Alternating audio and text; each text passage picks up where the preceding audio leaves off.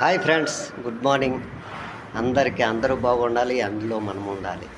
ఈ రోజుల్లో అమ్మ ప్రేమ పిల్లలకి ఎక్కువండి. నాన్నకి ఉంటుంది. నాన్న తిట్టి కొట్టి చెప్తాడు, పిల్లలు మంచి కోరి.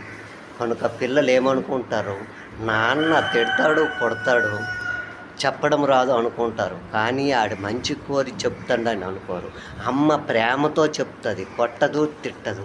నవమాసాలు మోసి కానీ పెంచుతుంది. కనుక అమ్మ కొట్టడానికి చెయ్యి రాదు, తిట్టడానికి నోరు రాదు. కనుక ప్రేమతో చెప్తుంది, ప్రేమతో వింటారని చెప్తుంది. కానీ ఈరోజు పిల్లలు విన్నోళ్ళు లేరండి. 100కి 10 మంది ఉన్నారు, లేరని లేరు. కాకపోతే చాలామంది ఇలాగే ఉన్నారు. అందుకే నాన్నకి కోపం వచ్చి ఒక దెబ్బ కొట్టు, ఒక తిట్టు మీ మంచి కోరే చెప్తాడు అని అనుకోండి ఫ్రెండ్స్. ఎందుకు అని అంటే పెద్దోళ్ళు అన్నీ అనుభవించే చెప్తారు మీకు.